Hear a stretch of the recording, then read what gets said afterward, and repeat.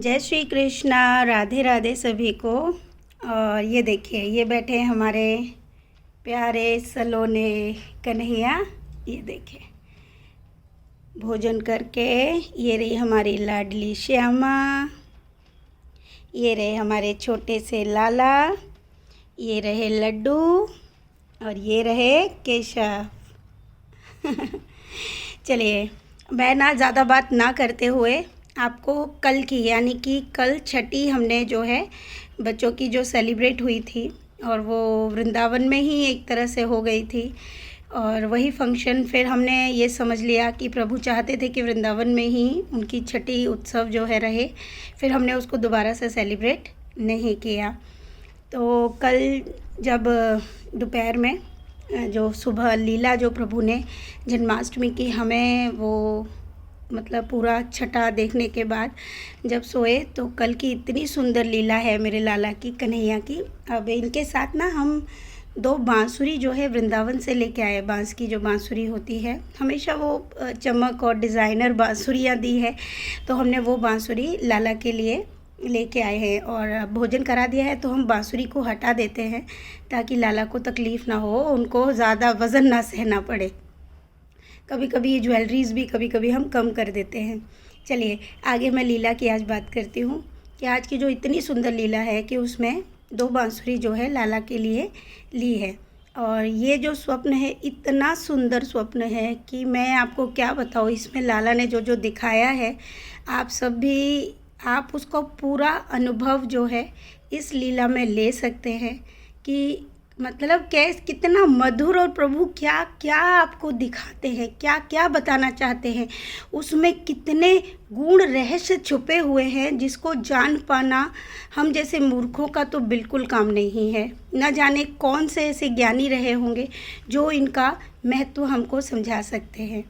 चलिए, लेकिन मैं शुरुआत करती हूँ कि शुरुआत होती है कि सोना जो है एक मतलब वन टाइप का है, जंगल सा है, और उस जंगल में जो है वो मतलब खड़ी हुई है या चल रही है। वो अचानक से देखती है कि सामने एक पेड़ के पास जो कन्हैया है, वो अपनी कमर को टिका के पीले रंग की धोती पहनी है, पीले रंग की पगड़ी है कन्हैया की, खूब सारी ज्वेलरी कन्हैया ने पहनी हुई है, उसका पेट थोड़ा मोटा है। ठीक है, मतलब कन्हैया हमारा जो हमेशा से आता है वही है, लेकिन थोड़ा और हेल्दी लग रहा है, हल्का सा हेल्दी लग रहा है। उसमें पेट उसका थोड़ा बाहर निकला हुआ है, शरीर इतना गुदगाया हुआ उसका शरीर है, इतना सुंदर सलोना, और उसका जो रंग है वो भी यही रंग है जो आप इसमें देख रहे हैं। और कन्हैया जो है उस बांसुरी को जो है बजा रहा है, लेकिन जो बांसुरी की आवाज़ है ना, वो ऐसे आ रही है, ची, ये ची की जो आवाज़ होती है। तो सोना जो है इधर उधर देखती है, तो तभी वो क्या देखती है कि कन्हैया जो है बांसुरी बजा रहा है। और सोना जाती है और कन्हैया से बोलती है, अरे कन्हैया, तुझे बांसुरी बजाना तो आता नहीं है, ला ये बांसुरी मुझे दे दे, ला मेरे पास दे बांसुरी। तो कन्हैया बोलता है, नहीं नहीं, ये बांसुरी मैं तुम्हें नहीं दे सकता, ये तो कन्हैया की बांसुरी है। तो सोना बोलती है, बड़ा आया अपनी बांसुरी बताने वाला, मैंने ही तो तेरे को बांसुरी ला के दी है, दे मेरी बांसुरी। तो बोला, मैं बोल रहा हूँ ना कि ये बांसुरी मेरी है, देखो इस पे नाम भी मेरा लिखा है। तो कन्हैया जो है बांसुरी को अपने ही हाथ में पकड़ता है और थोड़ा दूर से सोना को ये दिखाता है, उस पे लिखा हुआ है गोलाई में, कन्हैया की बांसुरी। ये जो है उस बांसुरी पे लिखा हुआ है, और ये बोलकर कन्हैया जो है भागने लगता है।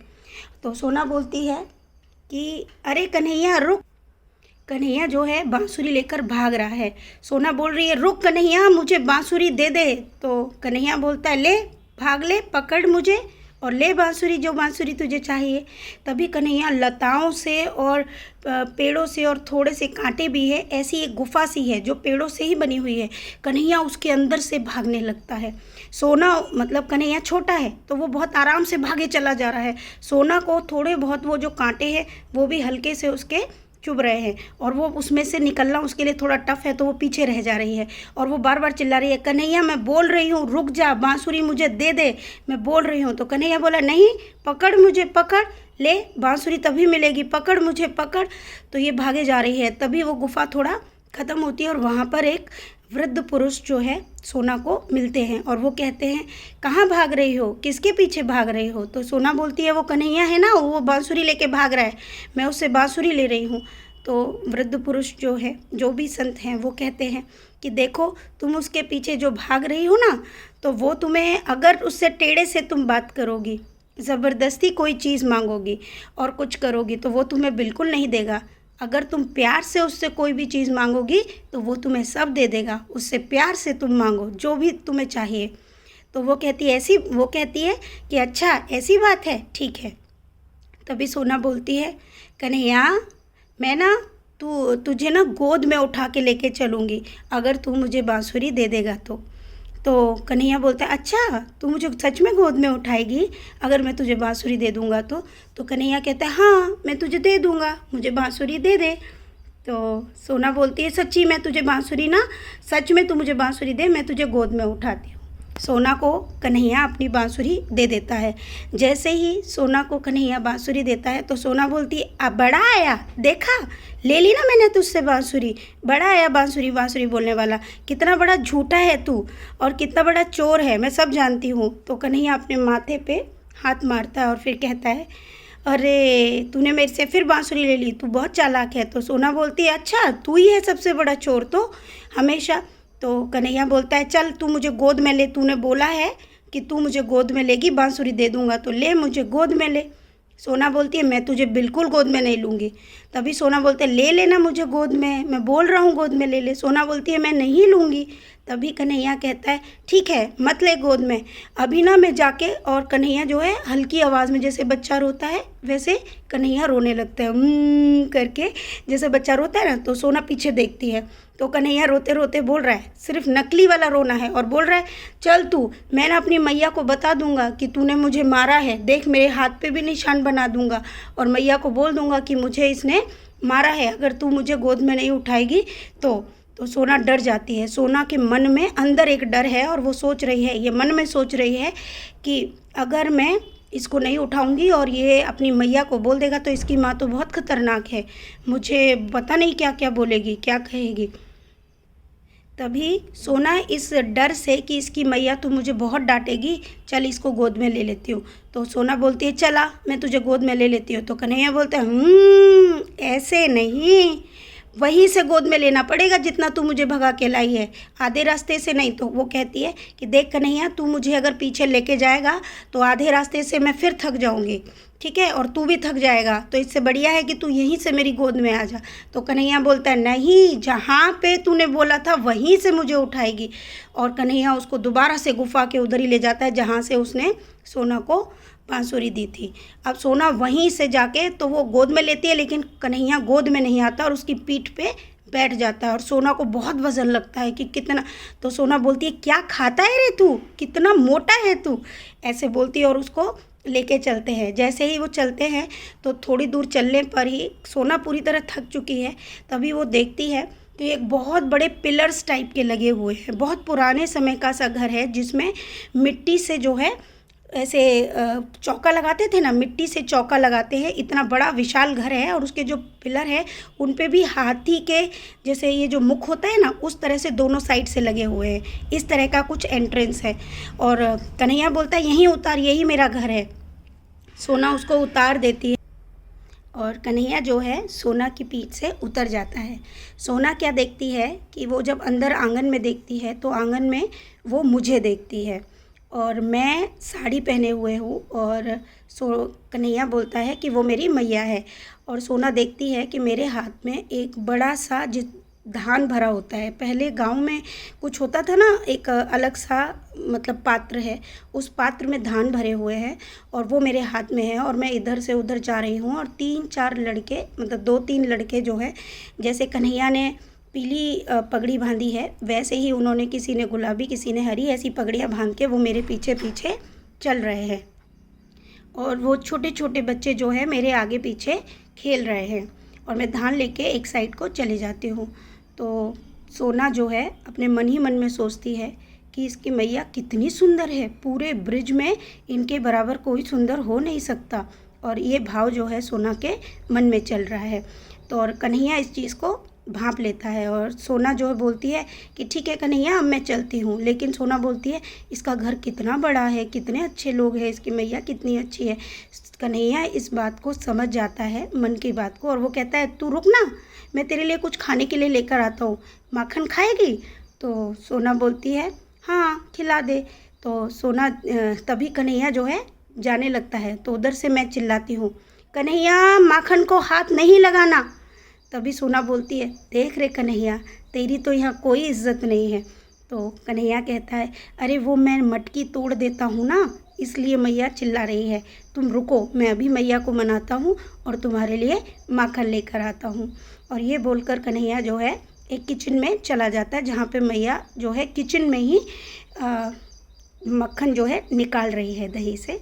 और उस मक्खन को निकाल कर एक पीतल की बड़ी सी कटोरी और धप से उस कटोरी में उस मक्खन के गोले को डाल देती है और ऊपर से मिश्री जो है भुरक देती है, मतलब टूटी हुई मिश्री के दाने हैं, और वो डाल देती है और कन्हैया को दे देती है। कन्हैया उस कटोरी को लेकर आता है सोना के पास और सोना से कहता है ये देखो मैं लेके आ गया मक्खन। तो सोना बोलती है अच्छा। तो कन्हैया क्या करता है, अपनी एक उंगली से एक बिंदी के मात्र एक चुटकी के मात्र थोड़ा सा माखन लेता है और उसकी एक उंगली पे मतलब छिवा देता मतलब छुला देता है, और जिसमें वो छोटा सा मक्खन का टुकड़ा, मतलब इतना नाम मात्र के लिए, मुझे हंसी आ रही है, और एकदम छोटा सा तिनका भर जो है उसके मक्खन उसकी उंगली पे चिपका देता है। और सोना से कहता है अब खाओ मक्खन, बताओ कैसा है। और ख़ुद जो है वो मक्खन का कटोरा लेके दोनों हाथों से उंगली डाल के और लपालप करके जो है पूरा मक्खन जो है कन्हैया खा जाता है। और फिर सोना से कहता है कैसा लगा मक्खन बताओ। तो सोना कहती है इतने मक्खन में कुछ होता है क्या, सारा तो तू खुद ही खा गया। तो कन्हैया कहता है कि जब तू दोबारा आएगी ना तब मैं तेरे को और मक्खन दूंगा, बता कैसा लगा। तो सोना बोलती है बहुत अच्छा है, तो अब मैं चलती हूँ। तो सोना ये बोलकर जाने लगती है। जब सोना ये बोलकर जाने लगती है तो वो कन्हैया कहता है कि तुम जा रही हो। तो कन्हैया बोलता है हाँ, कि तुम रुकोगी नहीं। तो सोना बोलती है नहीं मैं रुकूंगी नहीं, मेरा घर यहीं तो है, तेरे घर के पास ही है मेरा घर, मैं जाती हूँ। तभी सोना जाने लगती है, लेकिन वो थोड़ी दूर चलती है और वो क्या देखती है कि उसका घर बिल्कुल सुनसान है और एकदम वहाँ पर कोई भी नहीं है। सोना को बहुत बुरा लगता है और उसको अंदर से रोना आता है कि कन्हैया का घर कितना बड़ा है, उसके घर में कितने सारे लोग हैं, मैं तो अकेली हूँ, ऐसे करके। तभी कन्हैया जो है उसके पीछे से आता है और कन्हैया इस मन के भाव को भी पढ़ता है और वो एक चुटकी बजाता है। और ये बात जो है सोना को सुनाई देती है कि पीछे से किसी ने चुटकी बजाई है। तभी कन्हैया की मैया यानी कि मैं और वो जो बच्चे थे साथ में, वो सब सोना के घर में दिखने लगते हैं। और सोना जो है अचानक से मैया का रूप ले लेती है। मैया का रूप इन द सेंस कि वो कन्हैया को अब बेटा बोलने लगती है, तू तो मेरा बच्चा है कन्हैया, कन्हैया तू मेरा बच्चा है। और फिर कन्हैया एकदम से चुटकी बजाता है तो सोना जो है नॉर्मल हो जाती है। नॉर्मल मतलब वो जो नॉर्मल बात कर रही थी कि कन्हैया तू अपने घर में आने देगा कि नहीं, मतलब नॉर्मल उसका दिमाग हो जाता है। फिर कन्हैया चुटकी बजाता है तो फिर सोना जो है कन्हैया को मैया बोलने कन्हैया को बेटा बोलने लगती है। इस तरह से उसका मैया का और एक नॉर्मल स्वरूप जो है कन्हैया 2-3 बार चुटकी बजाकर उसको शो करता है। एकदम से घर खाली हो जाता है, एकदम से मैं, बच्चे और सब दिख जाते हैं उस घर में। तभी थोड़ी देर सोना क्या करती है कि सामने एक कुछ बैठने की जगह है और वहाँ पर जाके सोना बैठ जाती है। सामने कन्हैया बैठ जाता है और पीछे से चाकी चलने की आवाज़ आ रही है, जो चाकी मैं चला रही हूँ उसकी आवाज़ आ रही, घिर घिर करके आवाज़ जो है आ रही है। और सोना जो है कन्हैया को एक आँखों से कन्हैया को देख रही है। और कन्हैया ने एक संत की तरह, जैसे जब हम सामने बैठते हैं तो अपने पैर को जो दूसरी पैर पे ले लेते हैं, मैं भी सेम वैसे ही बैठती हूँ चाहे चेयर पे, वैसे ही कन्हैया भी बैठा है। और सोना जो है कन्हैया को एक टक देख रही है और कन्हैया भी एक टक देख कर सोना को मुस्कुरा रहे हैं। और सोना के मुख से ब्रिज में संस्कृत शब्दों का समावेश करके कुछ शब्दों का वो चयन करके बोले जा रही है एक टक। इतने सुंदर केश, इतनी सुंदर आभा, इतना सुंदर ललाट, इतना, मतलब इस तरह के जो शब्द हैं, सोना को सिर्फ यही 2-3-4 शब्द ही उसको याद है, बाकी शब्द उसको नहीं पता कि वो, क्योंकि वो इस तरह के इतने कठिन शब्दों का उच्चारण किए जा रही, कोई कविता सी, यानी कि उसमें वो सिर्फ कन्हैया की सुंदरता का बखान कर रही है और बखान करते चले जा रही है, मतलब बहुत देर तक, एकटक। अब उसकी आत्मा से अचानक से एक आवाज़ आती है कि अब मुझे जाना है, और वो बोल रही है, कन्हैया मैं जाऊँ, कन्हैया क्या मैं जाऊँ। तभी मतलब जो कन्हैया है वो अपनी हल्की से पलके, जो एकटक देख रहा था, वो पलक जो है हिला देता है, और कन्हैया जो है जैसे ही पलके हिलाता है, सोना पीछे की तरफ तेज़ी से, मतलब एकदम तेज़ी से, इतनी हाई स्पीड से पीछे की तरफ जाती, कन्हैया से दूर होती चली जाती है। और यहाँ पर जिस वक्त वो मतलब निद्रा में थी, मैं उठ गई थी और मैं चाय बना के लाई थी, तो मैंने आवाज़ दी थी सोना, और तभी सोना उठ गई है। तो ये जो सुंदर सी स्वप्न लीला थी जो हमारे कन्हैया ने कल छठी पे दिखाई, मैं तो गदगद हो जाती हूँ कि मतलब देखिए, मेरे लिए इतना ही बहुत है कि वो मुझे मैया के स्वरूप में दिखाते हैं, या मुझसे इतना प्रेम है, मेरे लिए बहुत बहुत है। और इस पूरी लीला को जब पूरा बखान, जब इस सौंदर्य को कोई देखता है, यानी हमारी सोना ने देखा, तो कितनी मतलब मैं क्या बताऊँ, मेरे पास शब्द ही नहीं होते हैं। ये लीलाएं प्रभु साक्षात वो लीलाएं दिखाते हैं शायद जो ब्रिज में हुआ करती थी। इस लीला का क्या संदेश है आप सब तक पहुंच गया होगा। इसमें 2 संदेश प्रभु ने दिए। पहला संदेश, हम प्रभु से ज़िद करके या किसी भी चीज़ को हम गुस्सा करके या हम कुछ भी चीज़ करके प्रभु से कुछ भी प्राप्त नहीं कर सकते। अगर प्रभु को रिझाना है तो उसका एक ही तरीका है, और वो है प्रेम। प्रभु को कोई आपकी किसी भी टेढ़ी बात, आपके ये शब्द वो शब्द कुछ समझ नहीं आता। उनको प्रेम के सिवा कुछ समझ आता ही नहीं है। पहली चीज़, सोना को बांसुरी कैसे मिली आप समझ जाइए। पहली शिक्षा तो यहाँ आती है, आप प्रभु को रिझाइए जितना आप रिझा सकते हैं, जितना लाड़ कर सकते हैं, जितना प्रेम कर सकते हैं। अब आती है कि सोना का घर खाली था, अचानक से उसकी माँ, उसके बच्चे सब भर जाते हैं। सोना की ज़िंदगी में भी वैसा ही हुआ है। सोना अचानक से मेरी लाइफ में आई, और यहाँ पर ये हमारे कन्हैया केशव सब आ गए। कृष्ण भक्ति में वो लगी। आज प्रभु ने उसका हाथ पकड़ा, आज प्रभु उसको दिखा रहे हैं, और प्रभु ये भी शायद इस स्वप्न में बताना चाहते हैं कि उसका ज़रूर कोई न कोई पिछले जन्म या प्रारब्ध जो है इस ब्रज से ही नाता खाता है, इस ब्रज से ही ताल्लुक़ रखता है, और वो ज़रूर कोई भक्त रही है जिसके कारण प्रभु ने, और हो सकता है कि आगे जो भी प्रभु दिखाएं या बताएं, हम कुछ नहीं जानते हैं, मैं कुछ नहीं जानती हूँ। मैं सिर्फ इतना ही प्रभु से कहती हूँ, आप धीरे धीरे ही सही प्रभु, आप छोटे छोटे पंतों में ही सही आप इस पहेली को सुलझा दीजिए।